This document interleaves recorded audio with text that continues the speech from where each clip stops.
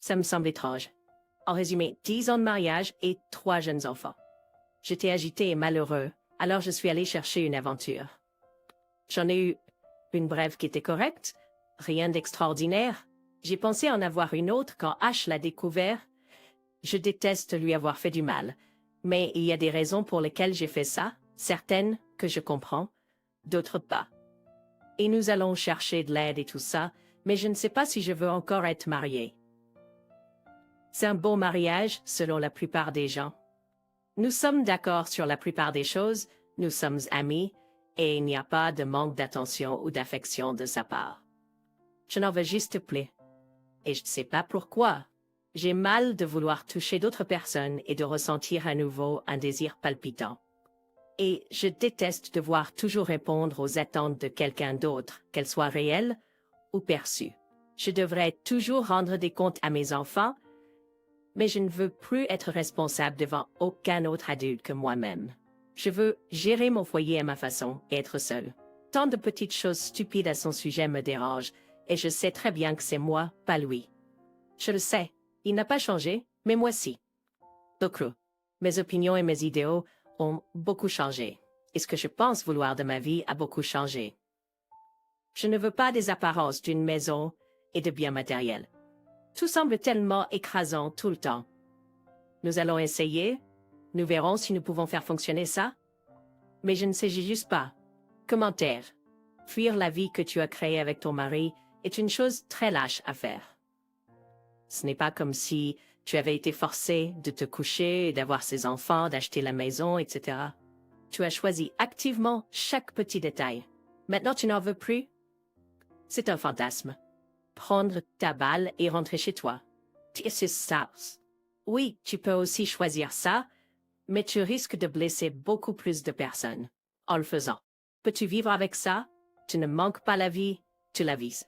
Le problème, c'est que grâce à tes aventures, tu es devenu une accro à l'amour, à la recherche de ta prochaine dose, et comme une accro, tu risques de te retrouver 20 ans plus tard, toujours à la recherche de ta prochaine dose. Tu seras plus âgé, couverte de taches de vieillesse, et tu te demanderas pourquoi tu as tout jeté par la fenêtre. Trouve de l'aide maintenant. Tu en as vraiment besoin. Avoir des aventures était un moyen amusant pour toi d'éviter tous tes problèmes. Tu n'aimes pas ta vie, donc tu veux créer une deuxième vie fictive où personne ne te critique. Tu reçois toujours des compliments, et personne n'a à se battre pour savoir qui doit nettoyer les vomissures quand les enfants sont malades. Tu peux divorcer, mais ton problème principal te suivra partout où tu iras. T'imagines qu'il y a quelque chose fabuleusement mieux qui t'attend quelque part. Peut-être que si tu cours assez vite pour fuir tes problèmes, tu finiras par l'attraper. Informe d'abord ton mari de tes plans pour qu'il puisse faire des choix éclairés sur ses propres rêves à poursuivre. OP répond en décidant que je ne suis pas heureuse dans mon mariage et en choisissant de le quitter. Si je fais effectivement cela, n'est-ce pas lâche? Est-ce plus courageux de rester dans un mariage où je suis malheureuse et de nous faire sombrer tous les deux? Je dirais que le quitter et nous donner une chance de retrouver le bonheur serait moins lâche. Mais je ne peux toujours pas être absolument sûre que c'est ce que je veux faire. Je me suis ouverte, j'ai dit ce que je ressens vraiment et ce que je veux en ce moment. Mais c'est précisément pour cela que nous allons en thérapie. Parce que je ne suis pas stupide et que je ne suis pas prête à tout jeter sans avoir pleinement exploré les alternatives. Je le dois à lui, à moi-même et à mes enfants de faire tous les efforts pour que ça marche. Et c'est ce que je compte faire. Nous ne pouvons pas contrôler nos sentiments. Ils sont ce qu'ils sont. Je sais que nous avons besoin d'aide et je le dirai. Il n'est pas innocent dans ce mariage. Les choses comme ça n'arrivent pas dans le vide. Il a été bon, mais il a aussi ses problèmes. C'est ce que nous cherchons. Je dirais que mon mari semble être plus compréhensif que quiconque sur ce forum jusqu'à présent. So, bien que je crois pas une accro à l'amour. Pas encore, bien que je vois le risque potentiel. Ce que je pense vraiment, c'est que je veux être seule, et si je sortais de ce mariage, je ne chercherais pas de relation à long terme de sitôt. Je ne peux tout simplement pas imaginer vouloir me remarier un jour. Mais oui, mon mari semble en fait comprendre tout cela mieux que quiconque qui a répondu jusqu'à présent. Il m'a dit que j'ai besoin de mon réseau de soutien autant que lui a besoin du sien. Je pensais que c'était peut-être l'endroit. Pas si sûr maintenant. Il est actuellement pleinement informé. Et non, je ne crois pas réellement qu'il y ait une existence fabuleuse qui m'attend. J'ai imaginé exactement à quoi ressemblerait une séparation, et je sais à quel point ce serait difficile de partager les finances et le temps avec les enfants. J'ai vu mes propres parents le faire, et cela s'est avéré être la meilleure chose pour toutes les parties impliquées. Drôle, le mariage n'est pas toujours la réponse. Je ne suis pas dans le brouillard. Je ne suis pas amoureuse ou attirée par quelqu'un en ce moment. Techniquement, il a tout fait correctement. Je suis bien consciente de cela, et je lui dis autant. Nous sommes complètement honnêtes l'un envers l'autre en ce moment. C'est parfois ce que le mariage implique, pour l'une ou l'autre partie, et se sentir mal à propos de quelque chose est très différent de ressentir de la culpabilité. Je ne ressens pas de culpabilité, mais je me sens terriblement mal de lui avoir fait du mal. Cela peut sembler paradoxal pour certains, mais ce n'est pas le cas. Mon message, admettant ce que j'ai fait et ce que j'ai ressenti, était complètement honnête. C'est pourquoi je suis ici et je vais aller en thérapie pour comprendre ce que j'ai fait, pourquoi je l'ai fait et ce que tout cela signifie. Donc j'ai parlé honnêtement et du fond du cœur. Il est merveilleux et nous parlons de tout chaque jour. Le problème avec un forum comme celui-ci, c'est que peu importe combien de votre histoire vous racontez, il y a toujours plus à dire. Mon mari a dit quelque chose ce soir qui a touché une corde sensible pour nous deux.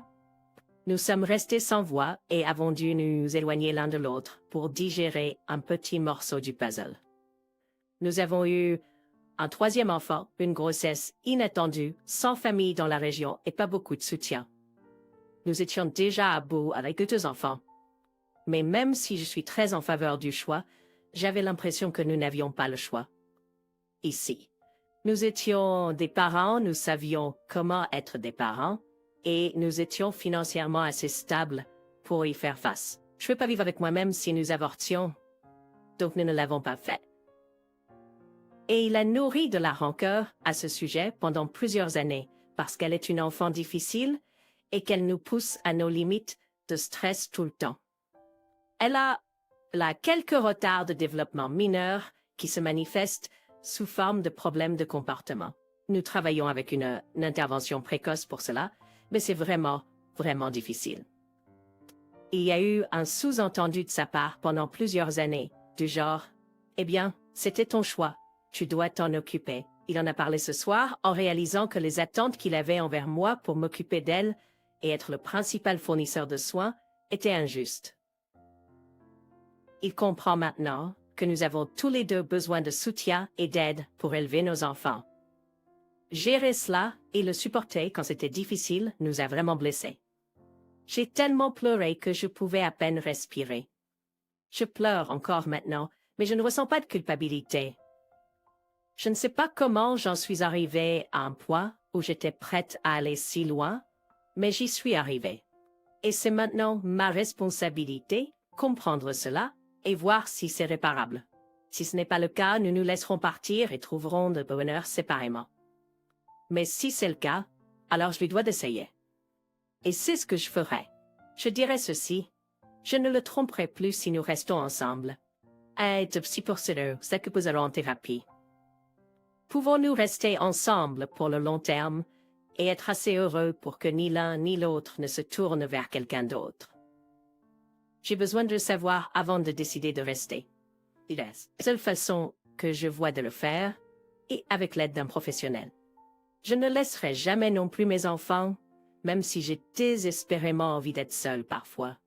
Mon plus grand devoir en ce moment est envers eux. Si nous nous séparons, nous partagerons la garde. Sans question. Je suis un enfant de parents divorcés, et franchement, cela peut souvent être mieux pour toutes les parties impliquées. Cela peut peser sur les enfants, pas de question, mais tant que les parents font de leur mieux pour atténuer ce poids, il n'y a pas nécessairement de dommages durables. Je n'ai pas l'intention de le mener en bateau, pas du tout.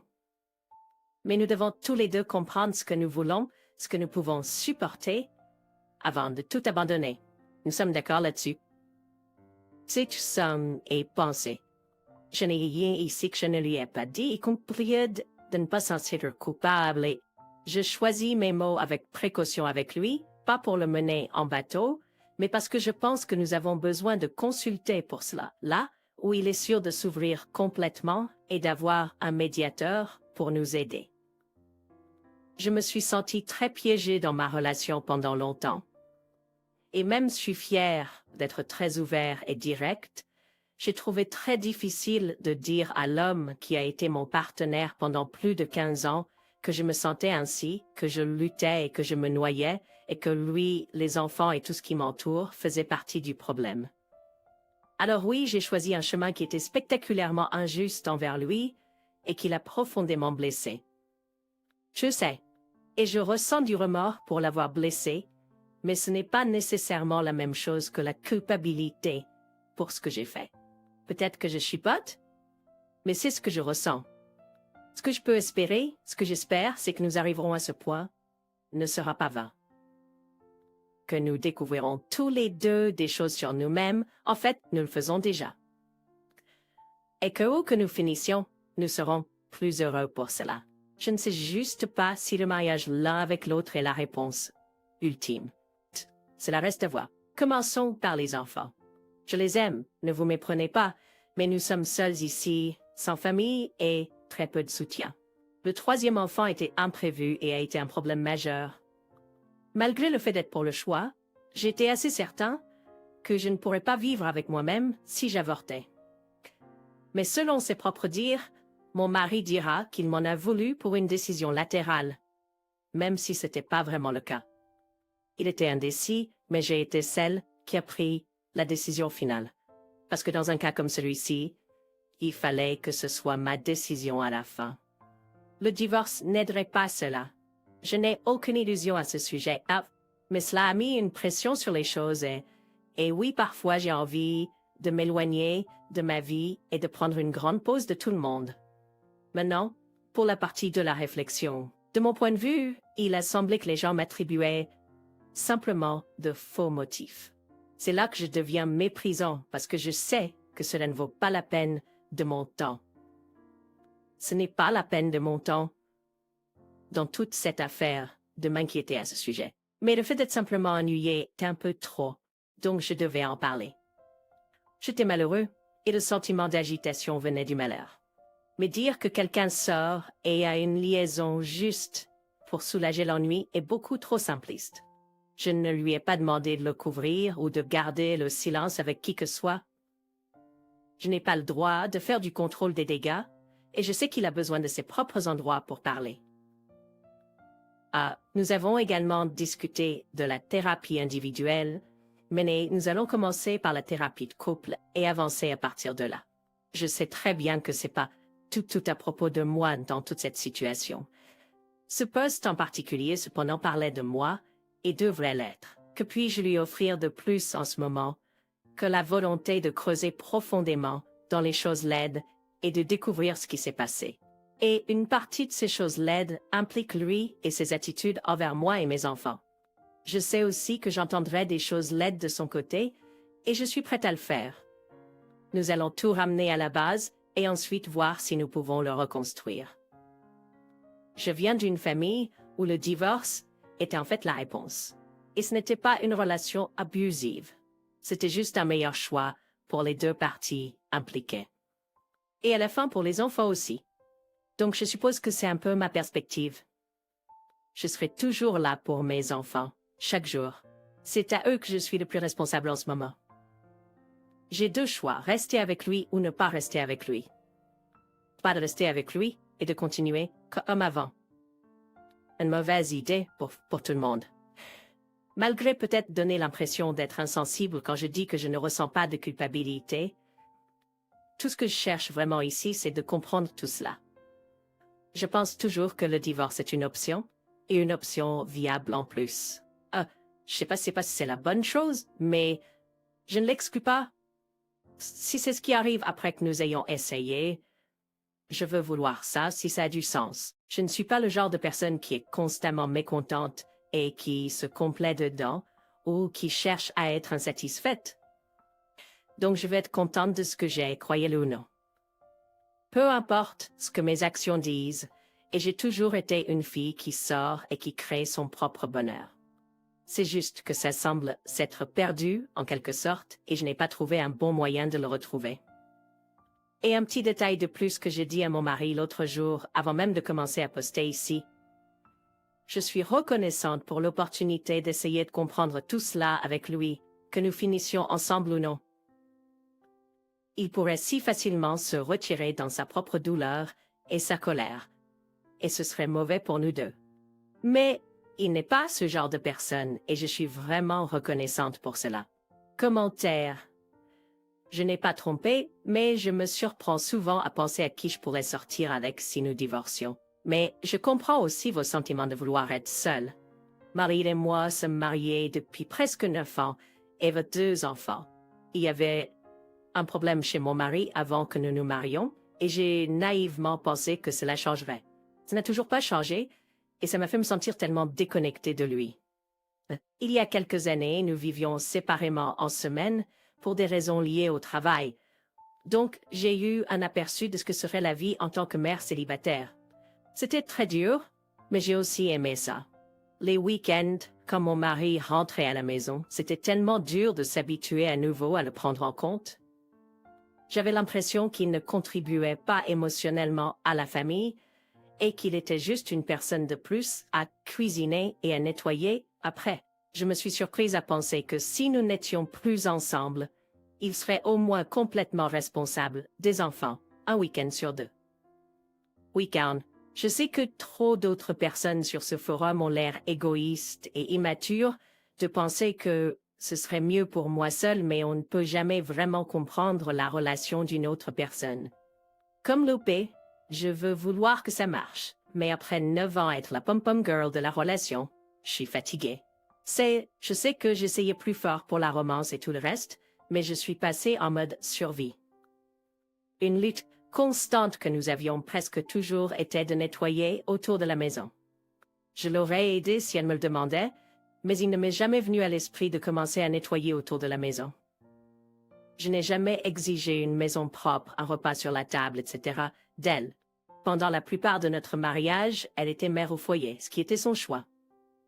Je l'ai encouragée à trouver un emploi au BX à plusieurs reprises, juste pour sortir de la maison. J'ai fini par quitter la marine en raison d'une invalidité en 1995. Je suis retournée à mon ancien emploi et nous avons acheté notre première maison. Elle a trouvé un emploi de nuit chez Wendy's. Elle cuisinait parfois le dîner avant de partir travailler. Après le dîner, j'ai fait nettoyer les enfants et les ai préparés pour le coucher. Et c'est là que le jeune homme stupide est sorti en moi. Je n'ai pas vraiment vérifié le travail de nettoyage qu'ils avaient fait. Ma femme devait généralement faire un peu de nettoyage en rentrant à la maison, ce que j'ai découvert récemment lors d'une conversation sur notre bonheur en février. En 1998, ma femme a ouvert une pizzeria avec son frère, qu'il a quitté 6 mois plus tard. J'ai pris un prêt pour acheter le bâtiment et l'entreprise. L'entreprise était à 45 minutes de la maison. Les enfants étaient encore jeunes et demandaient à voir leur mère tous les soirs, car c'était le seul moment où elle pouvait les voir avant l'école. J'ai donc commencé à les emmener là-bas pour qu'ils puissent la voir pendant les périodes calmes. Comme j'étais là-bas, j'ai souvent aidé autant que je pouvais. Il y avait des moments occasionnels tout au long de notre mariage où elle explosait sans raison. Presque toujours, cela surprenait moi et les enfants, car ce n'était jamais prévisible. Mais nous avions toujours du temps en famille et nous étions toujours amusants. Nous avions aussi encore des disputes occasionnelles à propos de la maison. À ce moment-là, j'avais commencé à nettoyer sans qu'on me le demande. Le problème était que ce n'était jamais assez bien ou que je ne le faisais pas comme elle l'aurait fait. Et les résultats n'avaient pas d'importance. C'était la même chose avec les enfants. Après un certain temps, j'ai simplement recommencé à l'aider quand elle me le demandait, car faire les choses de mon propre chef ne semblait jamais fonctionner. En 1989, elle a donné naissance à notre troisième fille. Nous avons également découvert qu'elle était diabétique et avons appris que ces fluctuations de glycémie pouvaient causer des sautes d'humeur. Après le 11 septembre, son entreprise a considérablement diminué et j'ai perdu mon emploi 3 fois en un an en raison de la crise économique. Elle a dû fermer l'entreprise en 2002 et nous avons dû déclarer faillite. À l'époque, nous vivions en Ohio et tout l'État était durement touché par la crise. C'est à ce moment-là que je pense avoir commis la plus grosse erreur de ma vie. J'ai forcé à un déménagement en Floride en 2003. Cela semblait logique à l'époque, car l'économie était encore florissante et nous avions assez d'argent pour faire le déménagement et vivre jusqu'à ce que nous trouvions des emplois. Défaut, ma femme ne voulait pas songer. Je lui ai dit que j'allais partir avec ou sans elle, quelque chose que je n'aurais jamais dû faire. Les enfants n'ont pas aimé ça au début, mais à long terme, même eux conviennent que la façon dont j'ai géré la situation était mauvaise. Finalement, nous avons réussi à redevenir une famille. Il y avait des moments où ma femme sortait avec notre fille aînée, et certains de ses amis, qui étaient tous encore des adolescents, pendant que je restais à la maison avec les deux autres. Elle était la mère cool. Le principal problème pendant cette période était avec les animaux. Elle a ramené à la maison un chien qui était censé appartenir au petit ami de ma fille. Sans me dire un mot, j'ai laissé passer ça. En 2007, nous avons acheté chez Benoît un nouveau pot. Pendant ce temps, elle a permis au petit ami de ma fille de déménager, quelque chose qui me plaisait pas, mais on m'a dit que c'était trop tard, car le garçon avait une vie familiale abusive. C'est ce qu'on lui a dit. De plus, notre collection d'animaux est passée de 3 chiens à 7 chiens, 2 oiseaux et un furet. Seuls les oiseaux ont été discutés. Pendant ce temps, les enfants ont arrêté d'aider à la maison, à moins que je m'implique ou que leur mère pète un câble. Oui, nous avons perdu le contrôle de notre maison. De plus, les poils d'animaux ont aggravé mes allergies, au point où mes sinus saignaient. C'est à ce moment-là que j'ai repris une vieille habitude, en me réfugiant dans ma chambre. Le soir, lorsque les enfants allaient se coucher, je regardais la télévision ou travaillais sur mes ordinateurs, loin des choses qui m'irritaient comme les animaux et le petit ami de ma fille. Je me cachais des choses sur lesquelles je n'avais aucun contrôle. Cela en est arrivé au point où c'était accablant et j'ai demandé à mon médecin de me prescrire des médicaments pour m'aider à faire face. Bien que cela ait aidé de certaines manières, cela a également empiré les choses. Elle commençait à nettoyer quelque chose dans une autre pièce, et si personne ne se levait pour l'aider, elle venait dans la pièce et s'énervait à ce sujet. Alors j'en ai aidé. Je dis aussi quelque chose enfant, et puis tu peux ne pas y aller mal. Toi, c'était un cercle vicieux, c'est jusqu'en février 2009, le lendemain du Super Bowl, j'ai été heurtée à l'arrière alors que j'étais arrêtée à un feu rouge. J'ai été laissée avec des blessures permanentes au cou et au dos, et j'ai une lésion traumatique. De 2009 jusqu'à la fin de 2011, j'ai suivi de nombreuses séances de thérapie physique et de chiropractie, et j'ai même commencé l'acupuncture. Je suis également devenu dépendant aux médicaments. J'étais également sous un antidépresseur assez fort, en partie à cause de la NCT. Après l'accident de voiture, j'ai changé. Pendant les 6 à 8 premiers mois après l'accident, ma femme ne me laissait pas faire quoi que ce soit de physique. Même en 2010, lorsqu'elle a ouvert un petit café, elle ne m'a pas laissé aider pour les travaux de rénovation. À la mi-2011, elle s'est débarrassée de son associé et a pris la pleine propriété de son café. Maintenant, elle n'a jamais été du matin. Son café devait ouvrir à 6h30. Comme elle n'arrivait jamais à l'heure je lui ai dit d'ouvrir pour elle. Et elle pouvait venir entre 7h et 7h15 pour que je puisse aller travailler. C'est à ce moment-là que j'ai commencé à réaliser à quel point j'étais mal en point et j'ai commencé à apporter des changements. Je pesais 257 livres et je pouvais à peine balayer le sol sans être trempée de sueur. J'ai également remarqué qu'elle était malheureuse. Je l'avais remarqué plus tôt, mais je n'arrivais jamais à la faire parler, alors j'ai pensé que c'était juste mon imagination. Tante Joino vers m'y perdu 40 livres. J'ai aussi testé les eaux pour un nouvel emploi au Texas, un que je n'aurais jamais pris si elle n'avait pas voulu déménager. J'avais déjà appris cette leçon et je n'ai même pas eu l'occasion d'aller à l'entretien. Ma femme a utilisé cela comme une excuse pour sombrer complètement. Pendant le week-end de Thanksgiving, nous avons eu la mère de toutes les disputes où elle m'a enfin dit qu'elle n'était pas heureuse et ne l'avait pas été depuis longtemps. Elle m'a également dit qu'un de ses amis, un pompier à la retraite, lui avait apporté une proposition d'affaires pour ouvrir un nouveau restaurant plus grand, ce qui était une nouvelle pour moi. Nouvelle pour moi. Puis j'ai eu un flashback à un moment en octobre où l'argent était serré.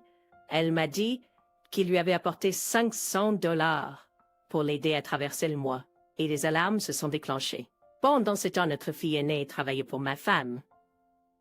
Et elle était très vocale sur le fait de ne pas approuver comment ma femme et son nouveau partenaire d'affaires se comportaient l'un envers l'autre. En raison de son manque de loyauté, ma femme a ignoré notre fille pendant presque un mois. Et j'ai entendu un certain nombre de commentaires sur leur comportement, de la part des clients également. En plus de cela, depuis novembre, elle a verrouillé son téléphone portable et a été très secrète sur les personnes avec qui elle parle et à qui elle envoie des messages. En janvier, ma grand-mère est décédée et nos deux plus jeunes filles et moi devions aller en Ohio pour les funérailles. Ma femme a refusé de dîner avec nos deux filles la veille de notre départ, disant qu'elle n'avait pas le temps. Pourtant, la veille au soir, elle a passé 2 heures avec son partenaire d'affaires à dîner. En février, nous avons parlé pendant quelques minutes, et j'ai pu entendre comment elle était malheureuse depuis 24 ans, la liste complète de mes échecs, et comment elle n'est pas sûre de vouloir travailler pour sauver le mariage. Je réalise que j'ai fait des erreurs, mais même nos enfants ne comprennent pas ce que leur mère fait ou d'où elle vient. À ce stade, en raison du manque d'honnêteté, je ne suis pas sûre que je pourrais même me réconcilier avec elle si elle le choisissait. La question de la confiance a été complètement brisée et je ne lui fais pas confiance. Les derniers messages textes que j'ai vus d'elle indiquent une liaison. Elle m'a dit qu'elle n'avait pas de désir, mais les messages à ses amis sont tout le contraire. La dernière fois que nous avons été proches, c'était le matin de Thanksgiving, juste avant la grande dispute ce soir-là. Si elle était si malheureuse, de quoi s'agissait-il? Elle a été celle qui a initié. D'août à maintenant, j'ai perdu 70 livres et je ne prends plus aucun médicament. J'ai fait cela pour moi car j'ai réalisé que les médicaments me faisaient ne pas me soucier de quoi que ce soit, ce qui n'est pas normal. C'est une prise de conscience que j'aimerais que ma femme ait. Mon plus gros problème est l'honnêteté. Elle me dit que nous travaillons sur les choses, mais j'ai la preuve qu'elle prévoit de partir et la preuve circonstancielle qu'elle a au moins une liaison émotionnelle et très probablement une liaison physique.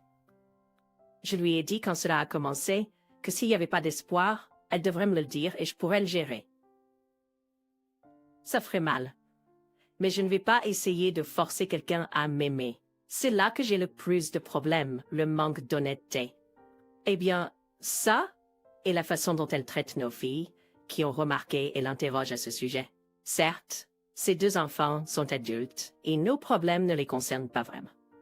Cependant, j'ai l'impression qu'elle réagit de la sorte envers eux parce qu'ils touchent trop près de la vérité.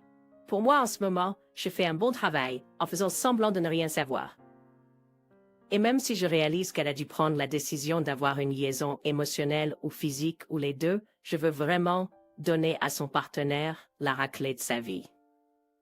Il dit à tout le monde qu'il est mon ami, mais ce n'est pas vrai.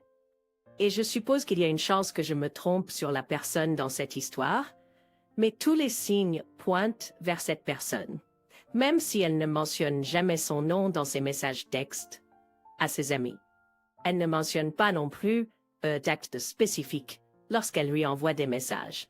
Ce que je ne comprends vraiment pas, c'est pourquoi il a 16 ans de plus et est sur son 6e mariage qui se termine. Pourquoi pense-t-elle qu'elle sera différente? Pourquoi ne s'est-elle pas sentie à l'aise de me parler de son malheur? Elle a sûrement parlé à lui. Il me l'a dit, c'est à ce moment-là que j'ai commencé à soupçonner l'affaire émotionnelle. Il cherche à enlever tous les filets de sécurité. Quand elle tombera, ce sera dur, rapide et l'aide sans moi pour la soutenir. Mon plan actuel est de faire un peu plus de reconnaissance. J'ai découvert que l'autre homme est à Bike Week à Pensacola et lui achète des trucs amusants.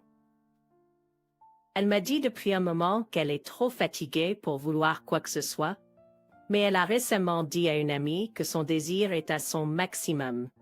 J'ai également découvert qu'il est un contrôlant de merde.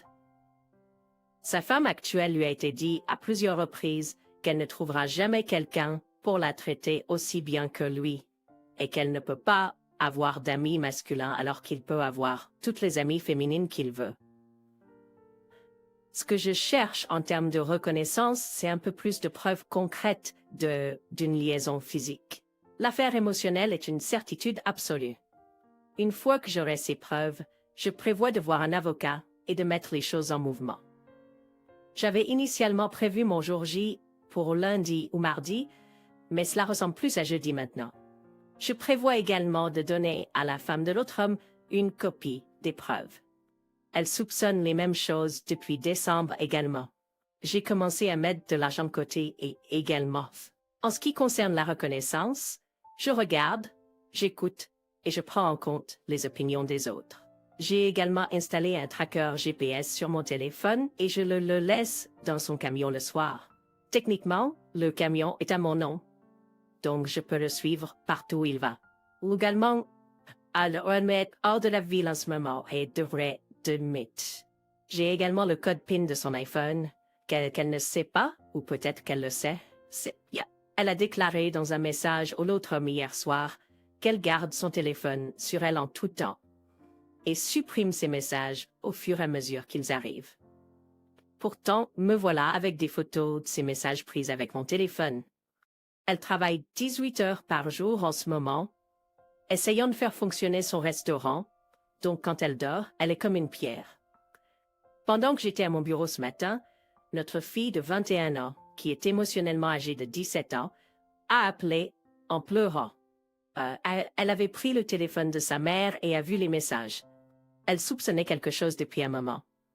Je l'ai un peu réprimandée pour avoir fait ça, et je soupçonne que ce n'est pas la première fois non plus. Quoi qu'il en soit, cela a changé mon emploi du temps. Ce qui suit a été fait très calmement, sans crier. Quand je suis rentrée à la maison, j'ai réveillé de son sommeil. Je lui ai rappelé qu'elle avait dit que si je lui demandais de voir son téléphone, elle me le montrerait. Elle a demandé pourquoi je voulais le voir, et je lui ai dit que j'avais eu plusieurs personnes qui sont venues me voir avec des suggestions qui avaient plus que juste un partenariat d'affaires. Et je sais à quel point elle est secrète avec son téléphone. J'ai aussi dit que s'il n'y avait rien là-dessus, elle ne s'en soucierait pas si je le voyais. Je n'ai pas vu de raison, Brohes. Elle a demandé si nous allions vraiment le faire, et j'ai dit oui. Elle ne voulait toujours pas me donner le code PIN de son téléphone. Je lui ai dit que si c'était comme ça que ça allait se passer, je voulais divorcer. Elle a paniqué et a demandé comment ça allait marcher puisqu'elle ne peut pas se soutenir elle-même. Elle ne pouvait pas se permettre d'être seule en ce moment. Je lui ai dit que c'était son problème puisque c'est elle qui a tout déclenché. Elle m'a accusé de vouloir la contrôler et de vouloir la changer. Je lui ai dit qu'elle avait tort, que je me souciais enfin de moi-même et que je ne me préoccupais plus de dire ou faire quelque chose qui la dérange. Je lui ai dit que depuis que tout ça a commencé l'automne dernier, je n'ai pas eu un seul moment de paix. Je n'ai pas eu de plaisir et j'ai été complètement stressée parce que je ne voulais pas la perdre, seulement pour être baladée avec des... je ne sais pas. Je lui ai dit que j'avais un gros problème avec le secret. L'aspect secret de comment elle se comporte, comment elle s'est émotionnellement retirée de notre mariage et que j'en avais marre d'être un filet de sécurité pour elle. Je lui ai dit que quand elle se dispute avec d'autres hommes, elle devient plus proche. Mais quand ils s'entendent bien, elle devient à nouveau plus distante. J'ai demandé le code PIN à nouveau et elle ne voulait toujours pas le donner. Alors je lui ai dit quel était son code et j'ai commencé à citer plusieurs messages textes. Tout ce qu'elle a essayé de balayer comme une grande blague.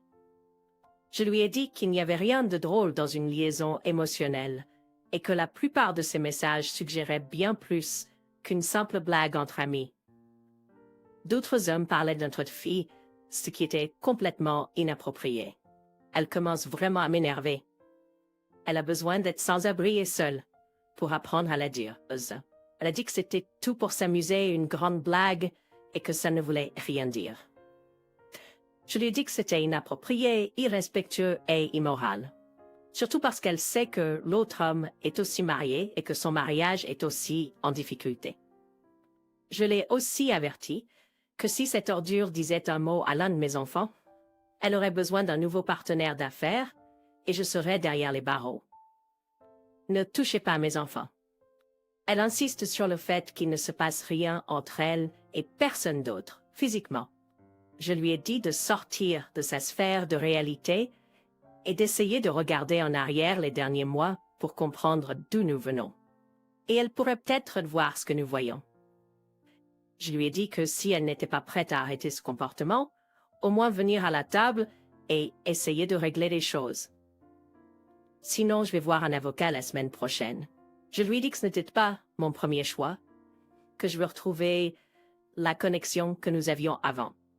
Elle a dit qu'elle ne pensait pas que c'était possible, et je lui ai dit que depuis qu'elle s'est émotionnellement détachée de la relation il y a longtemps, elle pourrait bien avoir raison. Elle a demandé un TV à la fourrure une femme qui s'occupe de leurs chevaux.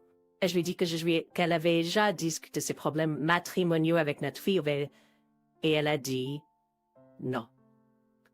Cependant, elle a mentionné comment l'autre homme faisait l'horaire pour les deux propriétaires et un gérant, et qu'il a dit à sa femme que l'idée d'ouvrir le restaurant le dimanche était celle de ma femme et pas la sienne. C'était un énorme mensonge puisque ma femme n'a jamais voulu travailler 7 jours par semaine. Elle sait qu'elle ne peut pas compter sur l'autre homme pour faire sa part du travail. À ce stade, j'ai dû partir pour emmener notre fille travailler avec les chevaux, et nous sommes allés sous la douche pour nous nettoyer pour le travail. J'ai parlé à la femme de l'autre homme pendant un moment et je lui ai dit ce que j'avais fait. Je lui ai également envoyé des copies des photos que j'ai prises des messages textes de ma femme que ma femme ne sait pas encore. Quand je suis rentrée à la maison, la femme de l'autre homme m'a envoyé un texto pour me demander si je suis venue lui parler. Elle a dit qu'elle avait seulement déposé notre fille. Elle a transféré un texto de lui disant « Nous les avons mis en place, nous expliquerons plus tard, il faut aller monter. » Elle m'a ensuite demandé si je savais ce qu'elle voulait dire. Je lui ai dit que non, mais que je trouverais. Alors je suis allée au restaurant de la femme et je lui ai demandé un moment. J'ai demandé si elle avait parlé à l'autre homme de notre conversation. Elle a dit oui. J'ai dit d'accord, qu'est-ce que cela signifie? Et je lui ai montré le texto. Elle a dit qu'elle ne savait pas. J'ai demandé si les conneries sur son téléphone étaient une tentative pathétique de faire rire quelqu'un. Elle a dit qu'ils avaient parlé de ses inquiétudes concernant quelqu'un regardant son téléphone. J'ai immédiatement crié au mensonge. Je lui ai dit que c'était la couverture la plus pathétique jamais inventée. Et si c'était vraiment vrai, pourquoi avez-vous hésité à me donner le code? Pourquoi t'en sorti me l'avait donné, laissez-moi lire et regarder ma réaction. Je lui ai dit qu'elle sait qu'elle a une fille qui est un désastre émotionnel depuis les derniers mois. Qu'est-ce que vous provoyez en la piégeant? Elle a farouchement nié qu'elle ferait quelque chose comme ça. Ok. Je lui ai demandé à nouveau si c'était un piège. Elle a dit non. Elle a essayé de détourner en disant qu'elle était fatiguée et avait des problèmes pour penser clairement, ce qui n'a pas suscité de sympathie de ma part. Je lui ai dit que je dirais à la femme de l'autre homme que nous n'avons aucune idée de ce qu'il dit et qu'elle peut le considérer comme un autre mensonge de son mari sociopathe. Plus tard dans la journée, l'un de ses clients réguliers m'a vu prendre de l'essence et a dit « Je veux juste que vous sachiez que je désapprouve la façon dont elle a rendu votre vie personnelle publique. » Je lui ai dit que je ne comprenais ce qu'elle allait dire. Elle a dit à quiconque voulait l'entendre que vous ne l'avez jamais traitée correctement, que vous ne lui avez jamais rien acheté et que vous ne vous êtes jamais occupé d'elle. Beaucoup de gens ont vu à quel point vous avez travaillé dur pour l'aider dans son ancien restaurant et savent que c'est un mensonge. Cela a été une journée intéressante. J'ai emmené notre plus jeune fille dîner avec l'autre homme vers 17 heures. Elle est toujours là et je me demande s'il prévoit d'aller ailleurs ce soir. C'est elle qui a une liaison émotionnelle et peut-être même physique. Elle s'est détachée émotionnellement il y a longtemps, malgré mes efforts. C'est elle qui a mis un code sur son téléphone pour m'empêcher d'y accéder, même si certains de ses employés le connaissent. Je suis loin d'être parfait. Je n'ai jamais dit que je n'avais pas joué un rôle dans ce qui est arrivé dans mon mariage. C'est une route à double sens. La différence, c'est que j'essayais de régler les choses avec une participation pratiquement nulle de sa part. J'admets que pirater son téléphone pourrait être considéré comme une violation de confiance. Tout comme sa sécrétion, son flir avec d'autres hommes, le fait qu'elle me dise qu'elle est trop fatiguée pour avoir des désirs, mais qu'elle dise à ses amis qu'elle est tellement excitée qu'elle ne sait pas quoi faire d'elle-même. Suis-je amère? Probablement. Cette crise de la quarantaine ou quoi que ce soit qu'elle traverse a fait beaucoup de dégâts dans ma famille. Et j'ai tendance à le prendre personnellement. Le lendemain, elle a tout nié. J'ai parlé à son frère hier à propos d'un problème informatique et je lui ai dit que j'avais pas eu le temps de m'en occuper car j'avais des problèmes domestiques à régler. Il m'a dit qu'elle lui avait dit et il s'est excusé pour la façon dont les choses s'étaient passées. Apparemment, elle a dit à son frère il y a une semaine environ qu'elle était prête à passer à autre chose, qu'elle ne pouvait pas lui dire ce qu'elle faisait, qu'elle commençait juste à vivre pour elle-même. Elle a pris ça comme si elle avait une liaison. Elle l'a appelé en se plaignant du fait que j'avais fouillé dans son téléphone et que je l'avais confronté au message texte dont il ne savait rien. Il lui a dit que, d'après leur conversation précédente, il pensait qu'elle se comportait mal, ce qu'elle nie catégoriquement encore. Elle lui a dit, à lui et à moi, que c'était juste une blague entre amis, deux amis dans son restaurant, et leur ami ivre qui était en voyage. Son frère ne connaissait pas le contenu des messages textes et a demandé pourquoi j'étais si bouleversée. Alors je lui ai parlé de deux d'entre eux, auxquels il a convenu qu'il n'était pas approprié pour être envoyé entre une femme mariée et un autre homme marié. Je lui ai dit qu'il était son frère et que je ne voulais pas qu'il prenne parti dans cette affaire. Nous avons tous les deux notre part de responsabilité dans l'état de notre mariage. Mais les signes étaient là depuis un moment. Pour couronner le tout, la femme de l'autre homme n'avait pas eu beaucoup de nouvelles de lui depuis plusieurs jours. Plusieurs jours se sont écoulés pendant que W et un autre homme ont beaucoup parlé, mais très peu de leur conversation était liée aux affaires. Hier soir, W et moi avons eu plusieurs discussions animées, dont une sur le comportement récent de notre fille qui utilise son téléphone de manière inappropriée. Notre fille a subi une blessure à la tête dans un accident de voiture en juillet et elle a déjà traversé une situation similaire en 2009. Je comprends certaines des difficultés auxquelles elle est confrontée, mais elle ne devrait pas se livrer à des comportements impulsifs. Je peux comprendre, car j'ai déjà mangé de la nourriture sur les plateaux autres chez McDonald's. Je travaille actuellement à la faire suivre une thérapie car il est clair qu'elle en a besoin. Lors de nos discussions, elle a remis en question pourquoi je trouvais difficile de croire que ses interactions avec un autre homme étaient juste des blagues. J'ai répliqué en lui demandant où il était approprié pour elle d'envoyer et de recevoir des messages textes explicites à quelqu'un d'autre, surtout quand elle n'était pas prête à travailler sur notre mariage. Je lui ai dit que si notre mariage était vraiment fini, elle devrait simplement être honnête et nous pourrions commencer à planifier un divorce. Elle a répondu avec une attitude provocante, comme si elle pensait que je bluffais. J'étais contrariée que j'ai fouillé dans son téléphone, affirmant que j'avais violé sa confiance. J'ai reconnu cela, mais j'ai également souligné que ses récentes actions rendaient nécessaire que je le fasse. J'ai également mentionné que son gellement mentionné m'avait donné le code PIN de son téléphone. La situation aurait pu être résolue rapidement. Cependant, les messages que j'ai vus étaient totalement inacceptables. Nous avons passé beaucoup de temps à discuter de l'importance d'avoir un verrou sur son téléphone, mais elle ne m'a même pas laissé voir son téléphone. Elle a dit qu'elle pensait que je lui faisais confiance, et je l'ai fait pendant un certain temps. Mais ensuite, elle a commencé à s'éloigner de moi, ne s'engageant avec moi que lorsqu'elle se disputait avec l'autre homme. Elle a complètement arrêté de discuter de notre relation, alors que j'ai entendu de personnes proches d'elle qu'elle me critiquait en public. S'il n'y avait vraiment rien à craindre, pourquoi avait-elle un téléphone verrouillé? Finalement, elle a admis qu'elle pensait que nous nous étions trop éloignés pour sauver notre mariage. Je lui ai dit que la différence entre nous était que j'étais prêt à travailler dessus et à voir si cela pouvait être sauvé, alors qu'elle avait abandonné depuis longtemps. Elle essaye toujours de couvrir les choses, pourtant. En mars, elle a parlé dans son sommeil d'un homme avouant son amour pour elle et voulant l'aider à trouver un endroit pour elle. Quand je l'ai confrontée à ce sujet le lendemain matin, elle a prétendu qu'elle et son neveu avaient discuté de trouver un endroit ensemble, nié. Maintenant, elle dit que c'était sa sœur dans le Kentucky qui a eu cette conversation avec quelqu'un. J'ai également confronté l'autre homme à ce sujet en mars, et il a admis vouloir l'aider à trouver un endroit, mais a nié le reste de la conversation.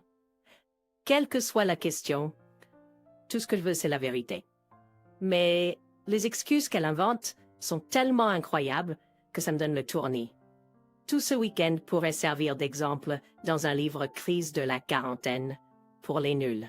M'a même fait un discours sur le fait que je veux juste qu'elle arrête d'être elle-même. Je n'ai pas pu m'empêcher de rire. J'ai précisé que je voulais juste qu'elle me montre à moi et à notre relation plus d'attention que celle qu'elle accorde aux autres.